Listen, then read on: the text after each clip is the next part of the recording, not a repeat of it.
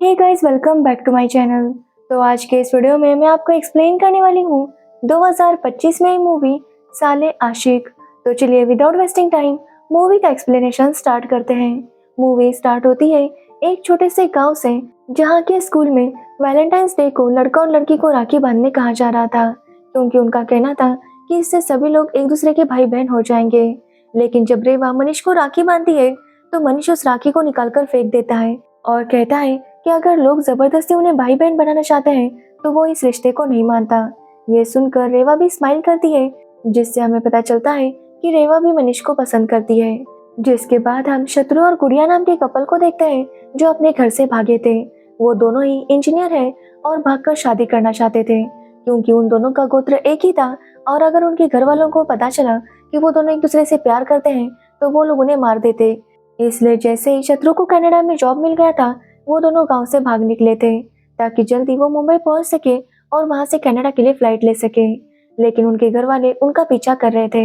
यहाँ पर हमें पता चलता है कि दोनों ही काफी अच्छी खासी फैमिली से बिलोंग करते हैं, और जब से इनके घर वालों को पता चला था कि ये दोनों भागे हैं, तब से वो इन्हें मारने के लिए इनके पीछे पड़े थे।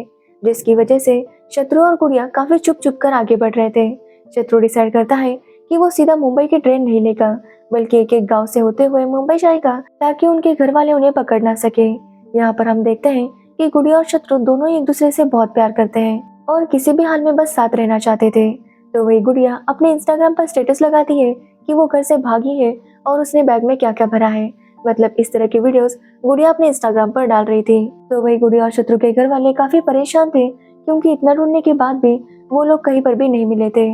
तो वही गुड़िया के घर की लाइट भी बंद की जाती है, क्योंकि गुड़िया घर से भागी थी तो गांव वालों ने उनका बहिष्कार किया था।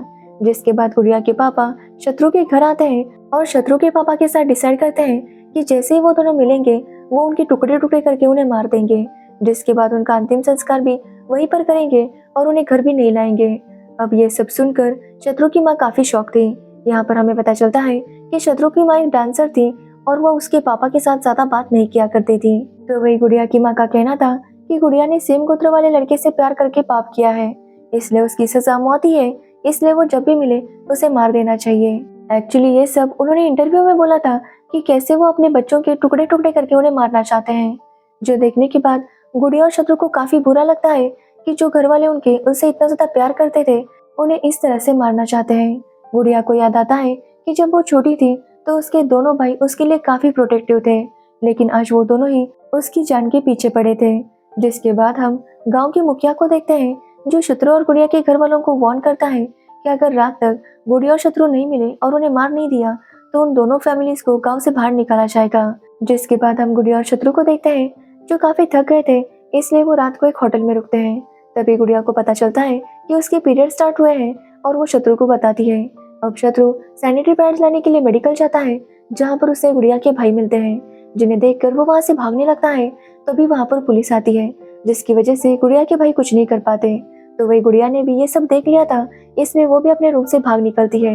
लेकिन थोड़े आगे जाने पर गुड़िया और शत्रु मिल जाते हैं और वो दोनों आगे भाग निकलते हैं। तो वही गुड़िया के भाई काफी नाराज थे, क्योंकि इस बार भी वो दोनों उनके हाथ से निकल गए थे। तो वही शत्रु और गुड़िया के घर वाले काफी टेंशन में थे कि अगर उनके गांव से बाहर निकाला गया तो क्या होगा। इसलिए वो एक प्लान बनाते हैं और ऐसा दिखाते हैं कि उन्होंने गुड़िया और शत्रु को मार दिया है और उनकी लाश को दफना दिया है, ताकि उन्हें गांव से बाहर ना निकाला जाए। और उनका ये प्लान सक्सेसफुल भी होता है, क्योंकि गांव वालों को ऐसे ही लग रहा था कि गुड़िया और शत्रु की मौत हो चुकी है। तो वही गुड़िया और शत्रु देखते हैं कि घर वालों ने उनका अंतिम संस्कार कर दिया है, जो देखकर उन दोनों को काफी बुरा लगता है। तो वही उनके घर वाले अभी भी उन्हें ढूंढ रहे थे, क्योंकि सच में वो उन्हें खत्म करना चाहते थे। तो वही गुड़िया और शत्रु मुंबई के लिए बस पकड़ते हैं और अपने सफर में आगे बढ़ने लगते हैं। लेकिन जैसे उनकी आंख खुलती है तो वहां पर उन दोनों के भाई आए थे, जो उन दोनों को ही पकड़ लेते हैं और गांव ले जाने लगते हैं। रास्ते में वो लोग यही बातें कर रहे थे कि वो गांव आने से पहले ही इन दोनों को मार देंगे। तभी उनकी जीप का एक्सीडेंट एक ट्रक से होता है, जिसमें देवी की मूर्तियां थी, और वो मूर्ति उनकी कार पर गिर जाती है, जिसकी वजह से ये ड्राइवर के साथ लड़ने लगते हैं। तभी इस बात का फायदा उठाकर शत्रु और गुड़िया वहां से भाग निकलते हैं। अब वो दोनों उनसे छुपते हुए आगे भाग रहे थे, तो वही ये लोग उनके ऊपर गोलियां और हथियारे बरसा रहे थे। लेकिन फिर भी किसी तरह से वो वहां से भाग निकलते हैं। अब भागते हुए वो एक पॉइंट पर आते हैं जहाँ पर आगे खाई थी, लेकिन जब वो दोनों पीछे देखते हैं तो उनके घर वाले उन्हें मारने के लिए तैयार थे। इसलिए शत्रु वहां से कूद जाता है। तो वही अपने भाई का चाकू गुड़िया को लग जाता है, जिसकी वजह से उसकी उंगलियां कट जाती है और वो दोनों ही पानी में गिर जाते हैं। उनके भाइयों को लगता है कि शायद वो दोनों मर गए, लेकिन वो दोनों ही किसी तरह से किनारे पर आ जाते हैं और शत्रु गुड़िया को डॉक्टर के पास लेकर जाता है, जहाँ पर डॉक्टर ये देखकर काफी शॉक थे क्योंकि गुड़िया के हाथ की उंगलियां कट चुकी थी। लेकिन गुड़िया शत्रु से कहती है कि अब वो एंगेजमेंट रिंग दूसरे हाथ की उंगली में पहनेगी। अब ये सब देखकर शत्रु को काफी बुरा लगता है और वो पुलिस स्टेशन जाता है, जहाँ पर वो पुलिस ऑफिसर को बताता है कि वो उन्हें जेल में डाल दे, क्योंकि वो जानता है कि जेल में ही वो लोग सेफ रहेंगे। तभी वहाँ पर एक पुलिस ऑफिसर आता है और उन दोनों से कहता है कि वो दोनों चिंता ना करें, जिसके बाद वो उन्हें सेफ होम भेजता है ताकि वहाँ पर वो दोनों सेफ रह सके। अब जब गुड़िया और शत्रु सेफ होम में जाते हैं तो वहाँ पर उनकी तरह और भी कपल्स थे जो अपने घर वालों से प्रोटेक्शन के लिए यहाँ पर रुके थे। अब वहाँ पर उन्हें काफी अच्छा लगता है और उनकी सबके साथ काफी अच्छी दोस्ती हो जाती है, लेकिन वो दोनों ही जानते थे कि ज्यादा दिन वो यहाँ पर नहीं रह सकते, क्योंकि आखिर कब तक वो दोनों ऐसे ही चुप कर रहेंगे। अब कुछ दिन वहाँ पर बीत जाते हैं, जिसके बाद हम एक कपल के पेरेंट्स को देखते हैं जो सेफ होम में आते हैं और कहते हैं कि उन्होंने अपने बच्चों को एक्सेप्ट कर लिया है। जिसके बाद वो दोनों भी काफी खुश थे और वो कपल अपने पेरेंट्स के साथ जाने लगता है। लेकिन जैसे ही वो लोग सेफ होम के बाहर आते हैं, उनके घर वाले उन्हें सबके सामने जान से मार देते हैं, जो देखने के बाद गुड़िया और शत्रु दोनों ही काफी शॉक थे और वो समझ गए थे कि चाहे वो जो भी करे, उनके पेरेंट्स उन्हें समझने वाले नहीं हैं। साथ ही वो दोनों ये सोचकर काफी डर गए थे कि जो आज उस कपल के साथ हुआ है वो कल उनके साथ भी हो सकता है। जिसके बाद हम अगले दिन गुड़िया को देखते हैं जो अपने भाई को कॉल करके बुलाती है और उसके साथ वापस घर जाने लगती है। वो अपने भाई को बताती है कि बचपन में वो हमेशा उसका ख्याल रखा करता था और अब उसी ने अपनी बहन का हाथ काट दिया। ये सुनने के बाद गुड़िया का भाई उसे मारने के लिए कार रोकता है और गुड़िया वहां से भाग निकलती है, जिसका पीछा उसका भाई करने लगता है। तो वही हम शत्रु को देखते हैं जो एक जगह पर आता है जहाँ से गुड़िया के भाई के दोस्त उसका पीछा करने लगते हैं, जो देखकर शत्रु भी वहां से भागने लगता है और हम देखते हैं कि शत्रु और गुड़िया दोनों एक जगह पर आते हैं। वहां पर उन्होंने गुड़िया के भाई को टांग कर रखा था। ये देखकर गुड़िया के भाई के दोस्त भी काफी शॉक थे। अब वो दोनों गुड़िया के भाई के दोनों हाथ काट देते हैं ताकि उनके घर वालों को एहसास हो कि वो अपने बच्चों के साथ कितना गलत कर रहे हैं। जिसके बाद ये दोनों वापस सेफ होम आते हैं जहाँ पर पुलिस भी आई थी, क्योंकि पुलिस को भी शक था कि शायद इन दोनों ने गुड़िया के भाई के हाथ काट दिए हैं। लेकिन ये दोनों ऐसा बिहेव करते हैं जैसे कि ये दोनों सेफ होम से बाहर गए ही नहीं थे। अब गुड़िया और शत्रु ने फैसला कर लिया था कि वो डर कर नहीं जिएंगे, बल्कि जो उन्हें डरा रहे हैं वो उनका जीना हराम करेंगे। लेकिन तभी सेफ हाउस में एक और कपल आता है जो कि इनके अगेंस्ट था। उनका कहना था कि इन लोगों को अपनी फैमिली वालों के साथ ऐसा नहीं करना चाहिए और उनकी बातें सुनकर सभी लोग इनके खिलाफ हो जाते हैं। अब रात को जब वो लोग सो रहे थे तभी वो नया कपल इनके ऊपर हमला करता है, लेकिन ये लोग किसी तरह से उनके साथ फाइट करते हैं और उन्हें पता चलता है कि एक्चुअली ये कपल था ही नहीं। एक्चुअली गुड़िया और शत्रु के गांव का जो मुखिया था, उन्होंने उस कपल को भेजा था ताकि वो इन दोनों को मार सके।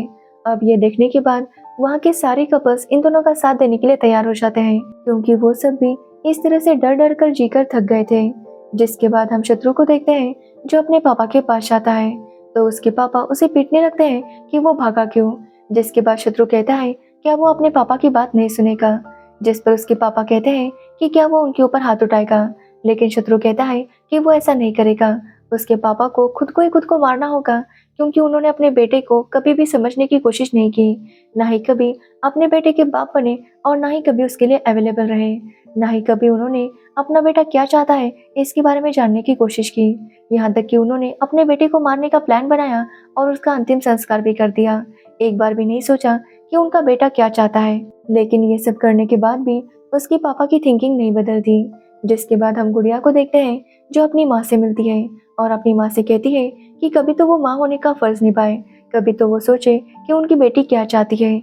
जिस पर उसकी माँ का कहना था कि गुड़िया ने प्यार करके पाप किया है, इसलिए उसे मरना ही चाहिए।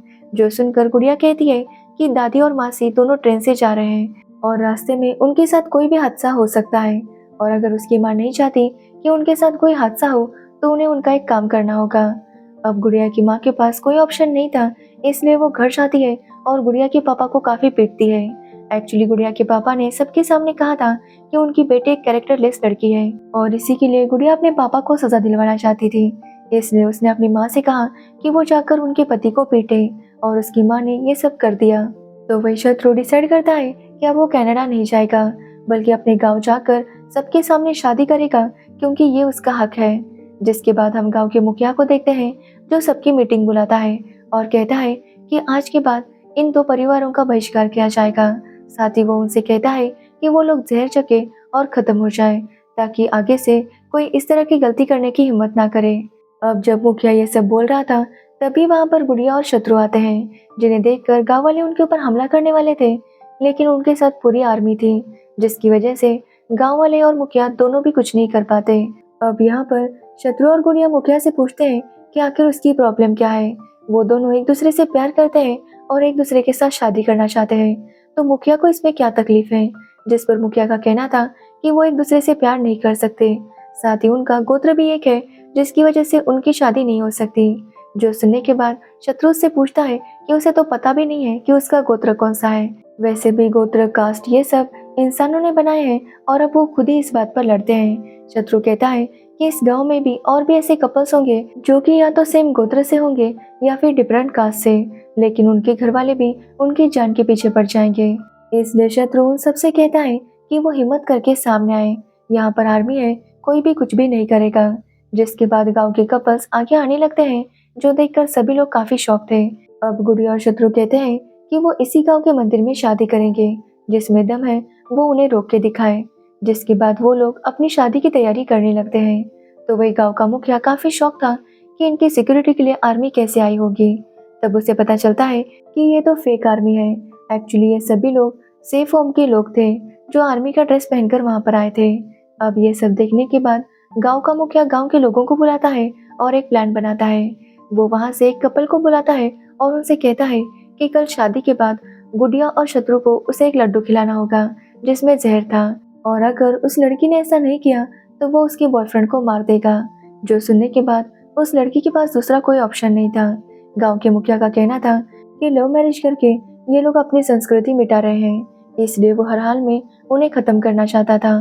तो वही गांव वाले भी शत्रु और गुड़िया के खिलाफ थे, लेकिन उनके बच्चे उन दोनों को सपोर्ट कर रहे थे, जिसकी वजह से वो लोग उन्हें रोक नहीं पाते।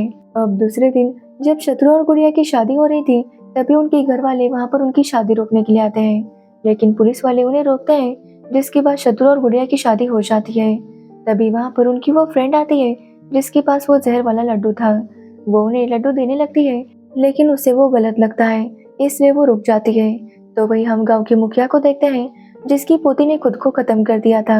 यहाँ पर हमें पता चलता है कि उसकी पोती रेवा मनीष को पसंद करती थी, जो कि उन्हीं के गोत्र का था, और उसे पता था कि जब उसके दादाजी को पता चलेगा तो वो उन दोनों को भी मार देंगे, और इसलिए रेवा पहले ही खुद को खत्म कर देती है ताकि ये सब ना हो। रेवा लिखती है कि उसकी थिंकिंग अपने दादाजी की थिंकिंग के साथ मैच नहीं करती और वो उनके अगेंस्ट नहीं जाना चाहती थी, इसलिए उसने खुद को खत्म कर दिया।